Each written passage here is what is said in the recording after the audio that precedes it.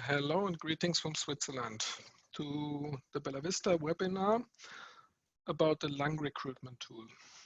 Today, and also in the past, but especially nowadays, lung recruitment is always a very important topic to talk about. Bellavista offers some tools to recruit the lung and also lots of parameters, and this is what we are talking about today. So the objectives for today are to understand the rationale for lung recruitment, to understand the steps in preparing for a lung recruitment maneuver and when not to do a recruitment maneuver, in configuring the lung recruitment tool,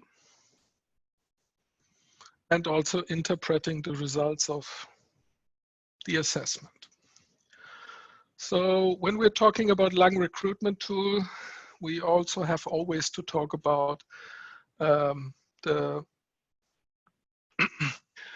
stress syndrome, which mostly makes it necessary to think about recruitment or to think about assessment.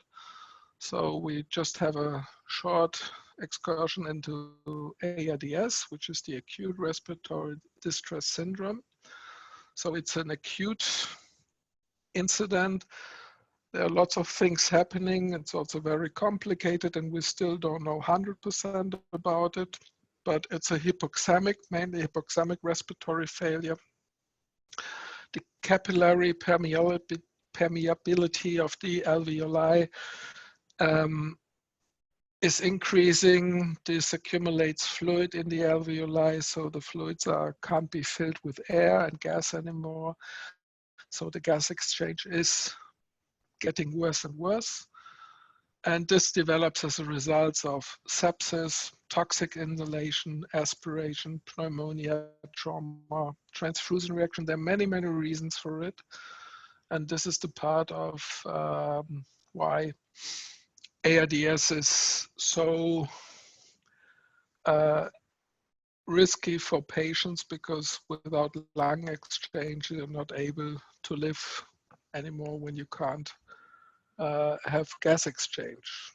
This happens, and I have to talk about the years before 2020. We have usually around 400,000 cases of ARDS annually. The mortality depends on the definition of ARDS. So it's with mild forms of ARDS around 27. The severe forms have a high mortality up to 45%. It also depends on the comorbidities.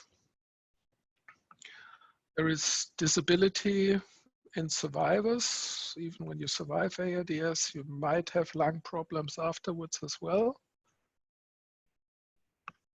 And it affects all patients, depending, even with comorbidities, chronic conditions, it will affect all patients. So there are things, ARDS and looking at the chest X-ray have all in common. So it always has both sides of the lungs. So they are affected. You see those cloudy white shading all over the lung, which is telling you that there is not much air left, only in the apical areas. In the non-dependent lung, there is still gas exchange, but in the lower regions, there is not much gas exchange left. Having just an X-ray from a COVID-19, and this might be a different kind of lung distress we are experiencing in these days. This looks different. So the lung, not on all patients, but this might be one of the COVID patient, is not as shady as you would look at a regular ARDS patient. So this might give room for lots of investigation and interpretation of that maybe COVID-19 is kind of a different respiratory distress syndrome, but we don't know exactly. And also looking at the typical ARDS on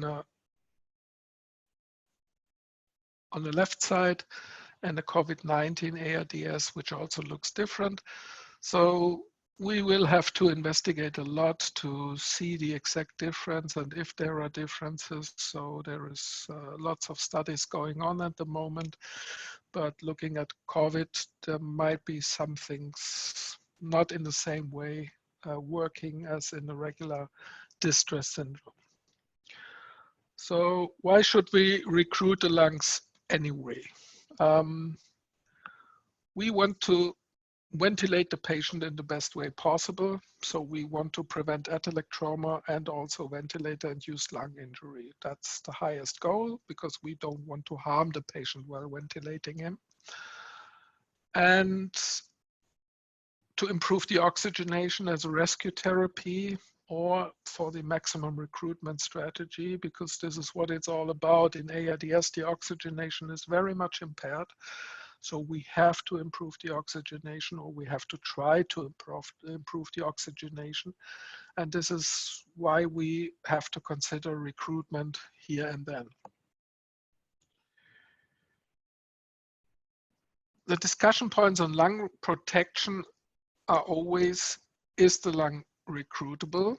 So if we're talking about recruitment, we should always assess if the lung is recruitable at all, because we don't have to recruit if there are indicators that the lung is not recruitable.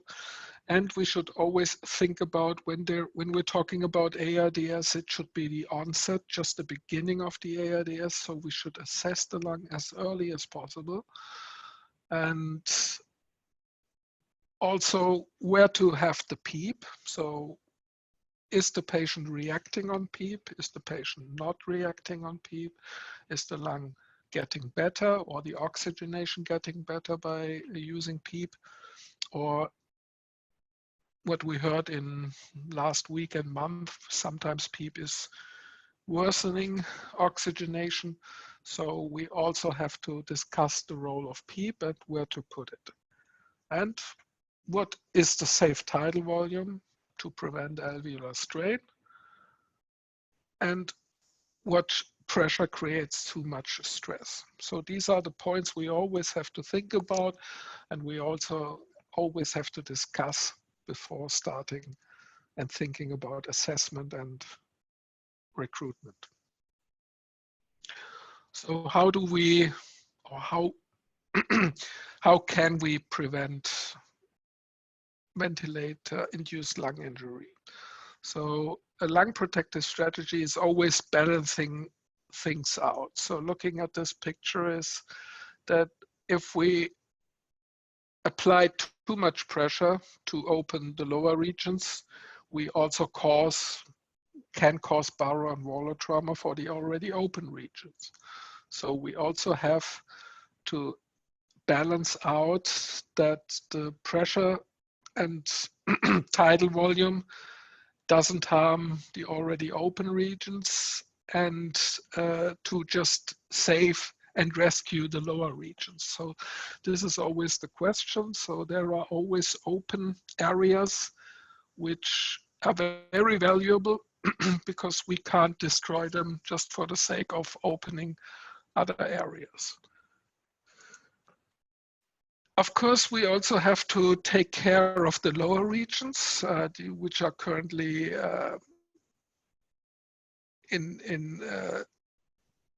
closed, and to reopen them and to prevent closing them, to prevent atelectasis trauma. We also have to find the right balance here. So therefore, we need to make an assessment on recruitment and to find also an optimal PEEP to avoid de-recruitment. So these are always the things we have to balance out. We don't want to harm the lung, but we need to reopen areas which are closed by setting inappropriate PEEP or ventilating with inappropriate pressures.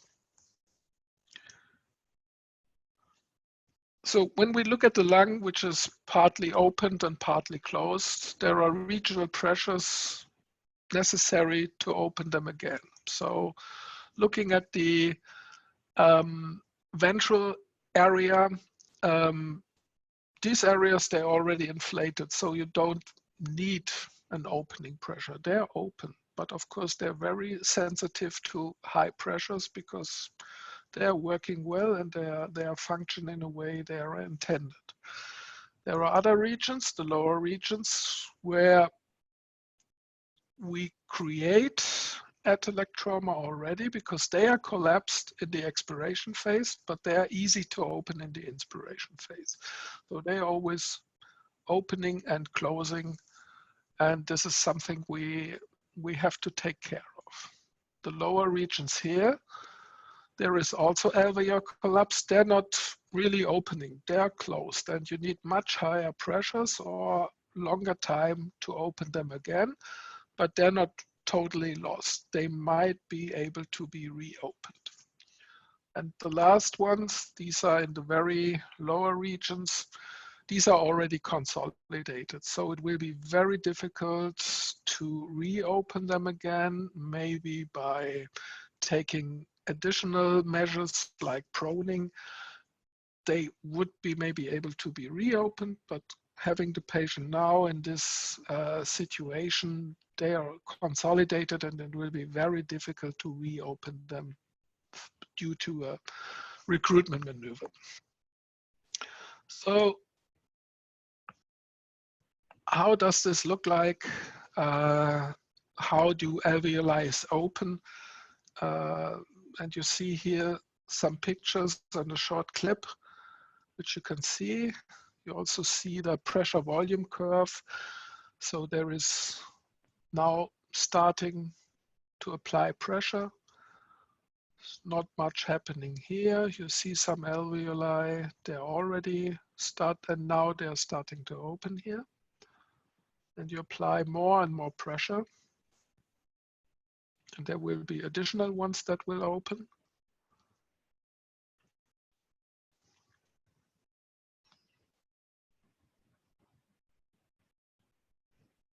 There are more and more opening, but now when we go back and release the pressure, they will also start to de-recruit and close again.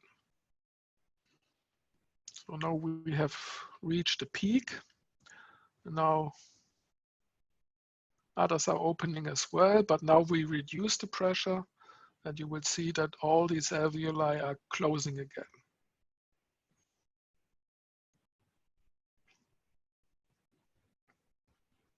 So with one breath or with one maneuver, we have opened them all, so we already recruited, but in the expiration phase or on the detrimental phase, they all de-recruited again.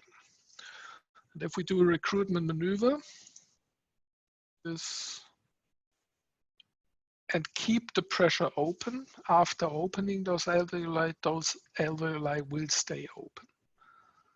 So you see now those alveoli opening up.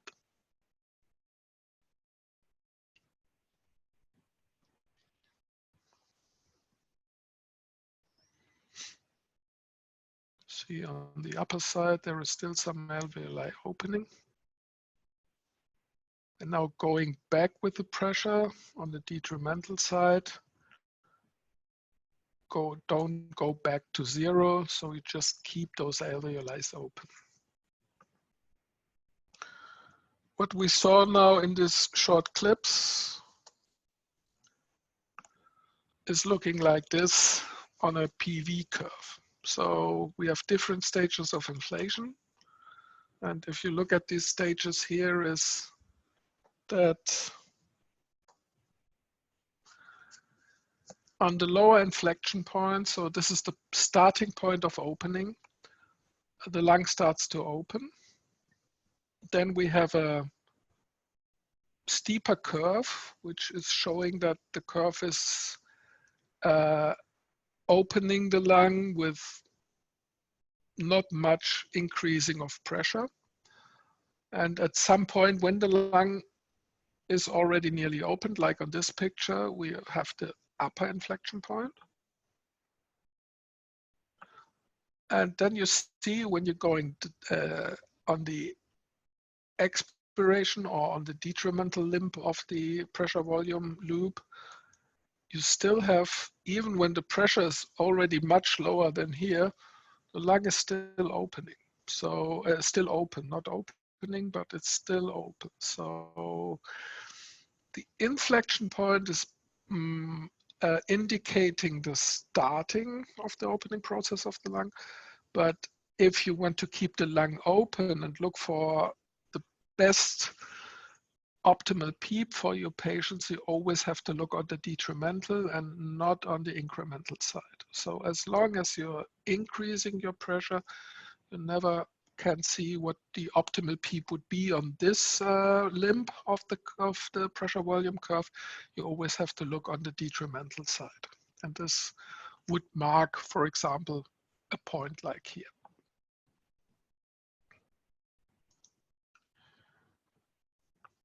So to summarize, sick lungs are very hard to inflate because they have a very low compliance and naturally want or will collapse because of the lung weight. In ARDS, the lung is really like a sponge full of water, and it's very hard to inflate this lung. The rationale of lung recruitment is, of course, to open up those areas, which requires a pressure ramping low flow maneuver. And high pressure on the other side can also cause barotrauma and impair hemodynamics. So the risk always has to be considered how to use this maneuver and how to perform such maneuvers like this. And the last point here, to understand the recruitment maneuver always requires good knowledge of lung mechanics and also physiology. You really have to know what you're doing.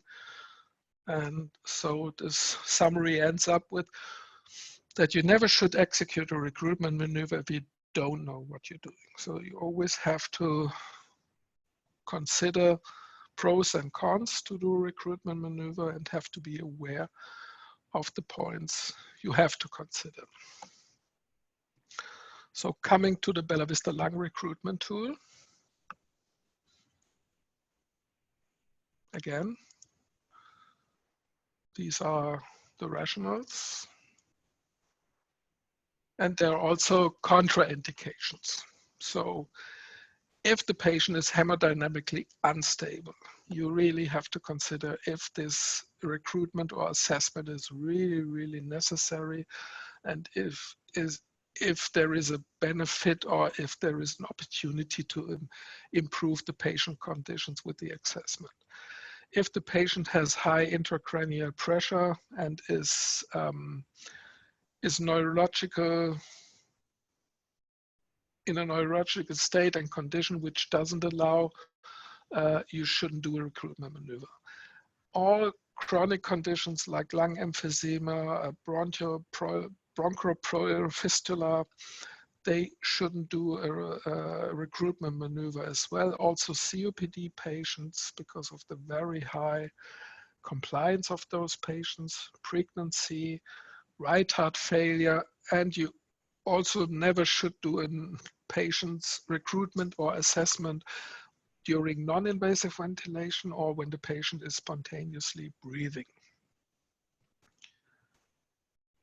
The conditions, the patient has to be passive. So on bellavista, the maneuver is aborted when the patient is breathing spontaneously or when the patient is breathing spontaneously before the maneuver.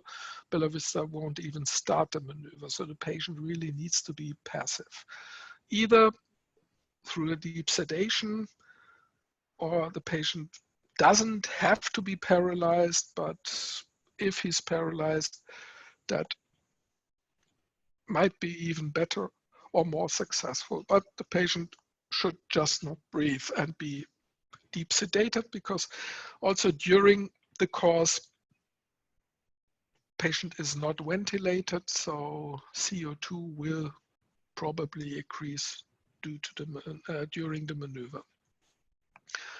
Patient should always be in stable hemodynamic conditions, sure, because if he's unstable, the maneuver will increase pressure and pressure, so the hemodynamic could be impaired during the maneuver. And very important as well, the cuff before the maneuver should be overinflated. So if you set a maximum pressure for the maneuver, you should set the cuff pressure above this pressure, maybe 5 to 10 centimeters of water, to avoid leakage during the maneuver. Also, when the leakage is too high, bellavista will abort the maneuver, and so just prevent leakage by overinflating the cuff. And also important, please readjust the cuff pressure after the maneuver as well. So do not let the cuff stay with that pressure after the maneuver. So I have this graph. So ventilation is going on, and at some point we press the start of the assessment or recruitment maneuver.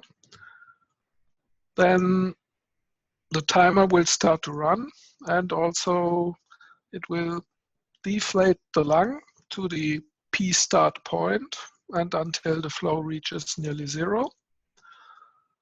And from this point on, it will start to ramp up with the adjusted slope.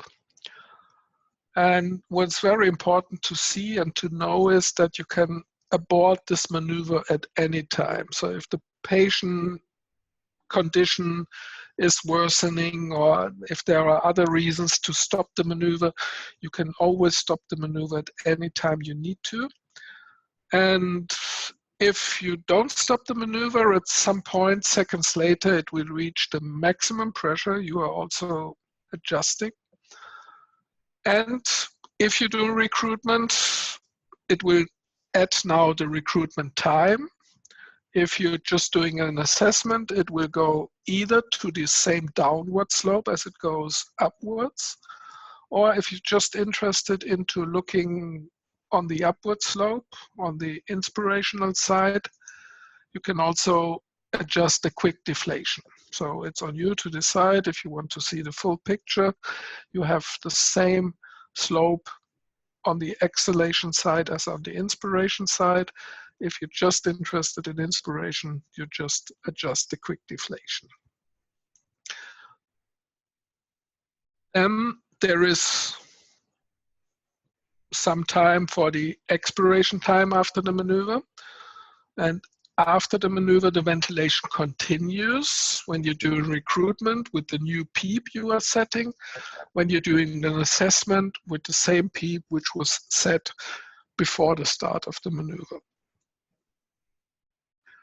And then you continuate either with the PEEP or with the new PEEP.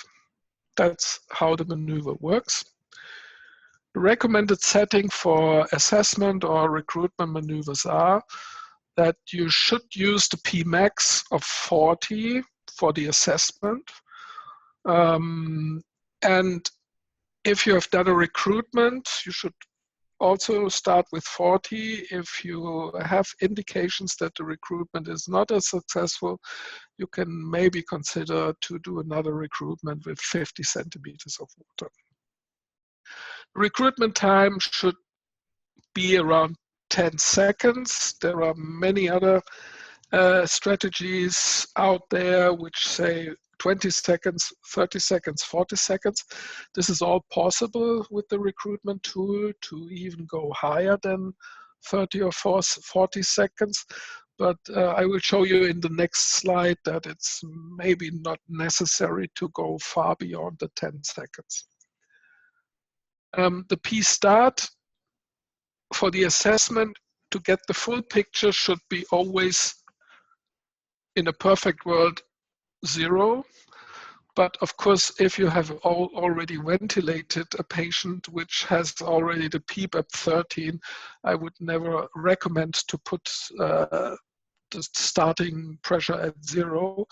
But I would maybe recommend to put the starting pressure a bit below the actual PEEP, because we maybe could get an indication that the actual PEEP is already too high. And for the recruitment, it should be current or the assessed PEEP.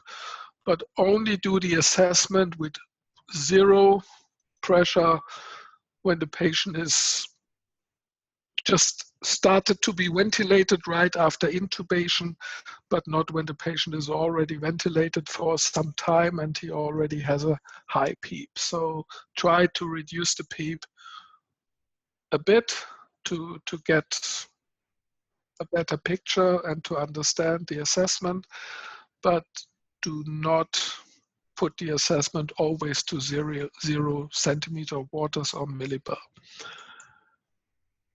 And the end should also be below the current PEEP setting. The PEEP end should be the current or assessed PEEP if you have done the recruitment maneuver and to avoid de-recruitment. Slope. When you have the slope too steep, so the ramping is fast, you also have resistive forces and they shift the curve into the wrong direction. So you also have to, when you do your assessment, do this with the lowest slope possible to just avoid the resistive forces during the maneuver. So I would recommend to do it with 2 millibars. During recruitment, you can go with the default setting. Talking about the length of maneuver, you also see on lots of patients on this study done by Rationale in 2011, that looking at those curves, nearly after all of these investigated patients, there is no steep increase anymore after 10 seconds. So nearly all of the lungs were recruited after 10 seconds inflation time. So if you would go higher to 30 seconds, there would not be much benefit here. It's nearly the same. So there is no reason to go far beyond 10 seconds of recruitment time. And it also saves you time for the recruitment. If we go to bellavista and go to the maneuver screen and open the recruitment maneuver screen, you see that this is the window for the pressure volume loop. This is the volume difference loop. This is the button for assessment and recruitment, or the buttons. Then we have the start-stop button. Settings are below, and all the parameters you are looking at are for the recruitment maneuver. And there is another tab where you can compare recruitments or assessments you've done in the past, so that you have an overview over the course of ventilation with this patient. So the measurement points for the assessments are that when you have the inflation curve, you will find a lower inflection point, you will find a linear compliance, you will find the upper inflection point. On the detrimental side, you have the point of maximum curvature, you have the maximum hysteresis. And now what is giving you indications for a potentially successful recruitment? So first, it should be an S-shaped curve, so that this curve is really looking a bit like an S, so that you can identify inflection points. But it's not necessary to measure out where they are, because this is where we just assess recruitability. And as soon as we have inflection point, this is the first indication of a potentially recruitable lung. Then there is a hysteresis, and that's the reason why we have the volume difference curve below the pressure volume curve. There is a hysteresis here, and we have to look at the hysteresis at around 20 centimeters of water. And this hysteresis should be above 400 milliliters of tidal volume or of volume. So if this is giving you inflection points and you have a hysteresis which should be above 400, or at least 400 is giving you another indication. And the linear compliance, which is the cursor, the linear part of the inspiration limb. So you just cursor out the linear part, and this value here, the cursor inflation value, is giving you an indication when it's above 40. So when it's higher than 40, you have a very high linear compliance, and this is giving you another indication that the lung is recruitable. So we have 3 indicators. It's a maximum hysteresis of 400 and above at a pressure of around 20. It's having an S-shaped curve with identifiable inflection point, and it's a high linear compliance. And if 2 out of these 3 are available, or you can monitor, measure out these, then you have a high probability of that your lung, or not your lung, the lung of the patient is recruitable.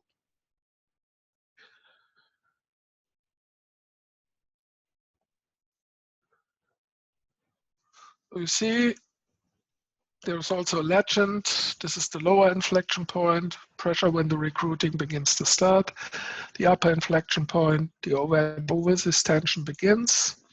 The linear compliance is the linear part of the inflation limb. The higher value is above 40, and the higher the better indicate potential for recruitment.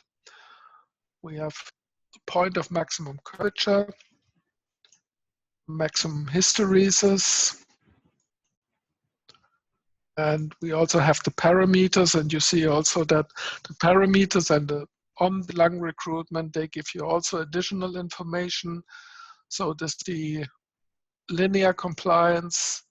Then we have the dV max, which is not only shown on the curve, it's also showing us numeric value. So you can read the maximum hysteresis as milliliter on the dV max. Then we have the pressure at the dV max. We have the applied volume on the maneuver. And we have the volume gain at the end of the lung recruitment and measuring maneuver, which is shown in the VPEEP. And we have the recruited volume. So when we have the recruitment, you also see the recruited volume. These are the parameters which is the recruitment tool giving you. And when you have done the recruitment, you see that there is a point here at the end of the inspiration, which is showing you the volume gain, which is the volume recruit. You see here as a parameter, and then you go back on the deflation limb. And to consider this as a successful maneuver is that this should be above 2 milliliters per kilogram. Ideal body weight, so if there is a 70 kilo patient, ideal body weight patient, and you have gained a recruitment volume of 140, 150 milliliters, you can see this as a successful recruitment maneuver.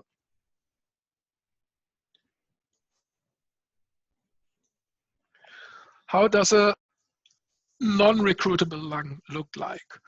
You have done your assessment, and looking at this curve shows you that there are no inflection points. Can identify any inflection points. There is no maximum hysteresis, a very low maximum hysteresis. There is no linear compliance because this is kind of a convex shape here. There is no S shape.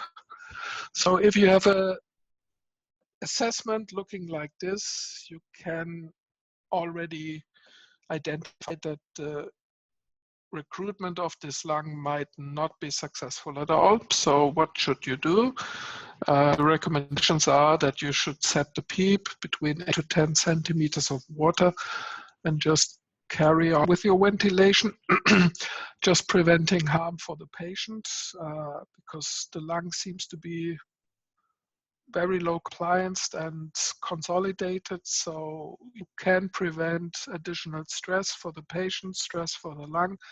As soon as you see a curve like this, you should defer from further actions here and not do a recruitment maneuver.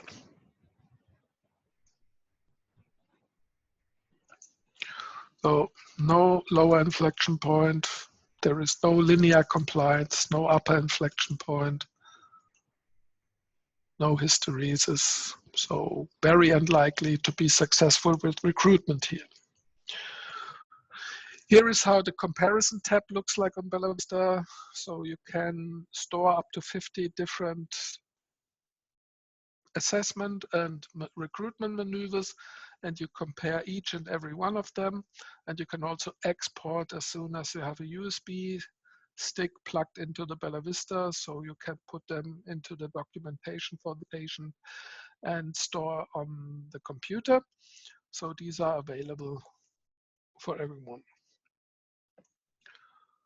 So these are the settings and the range you can do. So you can start the assessment and recruitment at the current PEEP, but you can set it differently. The slopes, these are the default settings.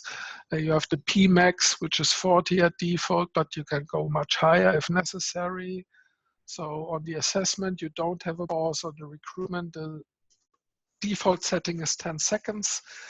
The quick release is available in both. Current PEEP is the PEEP end, and the PEEP after the maneuver can also be set in a way from 0 to 50 centimeters of water. There are other recruitment methodologies out there, and none has been except the CT recruitment, because on the CT you can directly see what you're doing.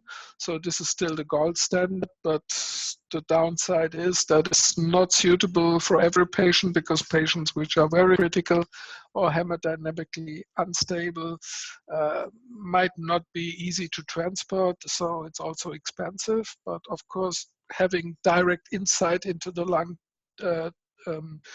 with a CT really shows you if your recruitment was successful or not.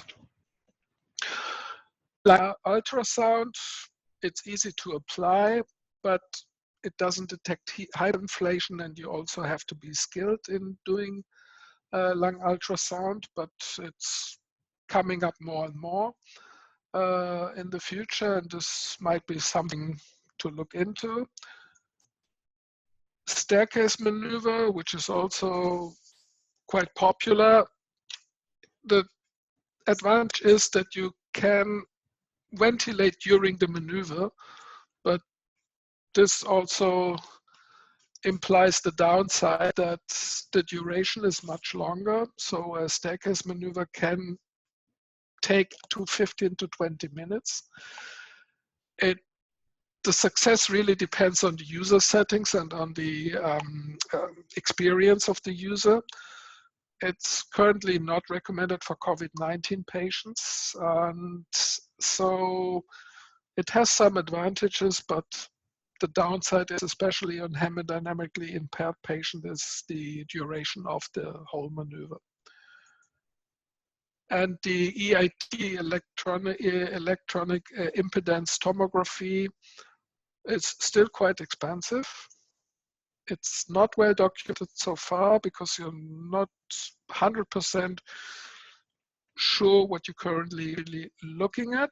Can be helpful, but we don't know too much about it, so we have to see what the future is giving to that pathology.